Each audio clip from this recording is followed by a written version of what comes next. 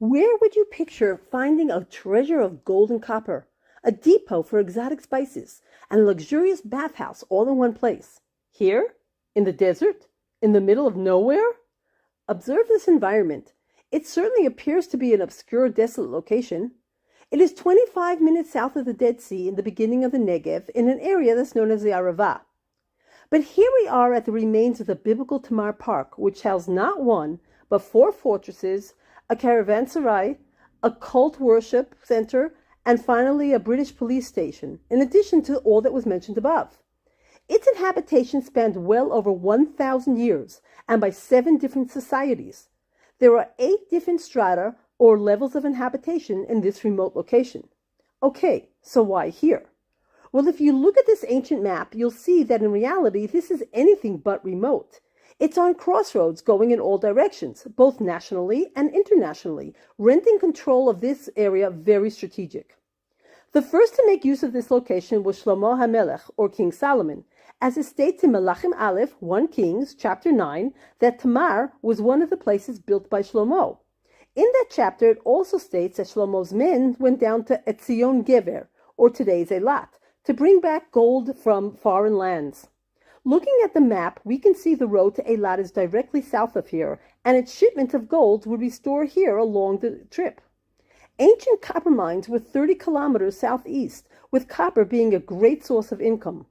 A fortress was needed to secure a storage place and the route to Yerushalayim. Again, if you look at the map, Tamar is rather close to the border of the ancient Edom, and a fortress was needed to protect the border. But the most important reason in choosing specifically here in this desert is water, the most important necessity. Tamar is located on the Chativah spring, which fed it a year-long water supply. If you look at the aerial view of Tamar, it appears to be a huge mess of ruins, but archaeologists were able to determine which parts belong to which era. Shlomo didn't need a huge fortress, and so a rather small 12 by 11 meter fortress was built. We can see the remains of the 4-chambered gates that were typical of places built during his reign. This fortress probably didn't last too long. It was possibly destroyed during the reign of Shlomo's son Rechavam, when Egypt invaded and seized the gold that Shlomo had accumulated. When later Judean kings were powerful once again, perhaps between 75 and 125 years later, again a fortress was built to protect the southern border and serve as an administration center. They built a larger structure, 50 by 50 meters, with the same gates from the Solomonic era. Many storage rooms are from that time. Not long after that, a need arose for an immense structure. This fortress doubled in size to 100 by 100 meters. 3 guard towers were built and an outer wall was doubled, known as casement walls. Storage rooms were built and the remains of wheat and barley grains were unearthed. It was the largest Judean fortress ever built, and it was quite an impressive sight. With the rise of the Assyrian Empire in the 8th century BCE, mass destruction and havoc was inflicted on Israel.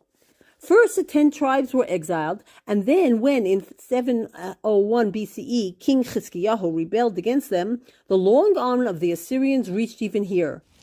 The great fortress, with all its safeguardings, couldn't hold up to the mighty empire, and this huge fortress was set ablaze and destroyed. A layer of ash was unearthed in many of the rooms, as well as a number of arrowheads. In the vacuum that was created, the Edomites inhabited here and built a cultic center. Many cultic objects were discovered and can be found today in the Israel Museum. About this time, the Israelites returned and resettled here. Remains of a 4-room house have been excavated. This housing complex was typical of the houses found in Israel, with rooms around a central courtyard. It had been a 2-story structure. Also at this time, many of the cultic items had been smashed. It is assumed that this occurred during the reign of King Yoshiyahu in the 7th century BCE. King Yoshiyahu was adamant on religious repentance, and throughout Judea, troops were sent to destroy any idols and inappropriate religious practices. With the destruction of the first Beit HaMikdash, the temple, this area lay dormant for 500 years, until the Nabateans included this area along their famed spice route. The Nabateans were Arabic nomadic tribes who knew how to navigate through deserts and find precious water sources. They would bring exotic spices from the Arabian Peninsula through the desert until the port of Gaza to ship it to Europe. These tribes would travel in extensive convoys and would have prepared way stations along the journey. Being on the journey after Petra and a reliable water source, Tamar served the Nabateans as a station with a small fortress and a temple. Remains from that era were under the Roman fortress. Eventually, the Romans took over this coveted spice route and this way station as well. During the Roman era, from the 2nd to the 4th centuries, yet another fortress was built here. This was considered the southern end of the Roman Empire, and they built fortresses to defend against nomadic Bedouin tribes.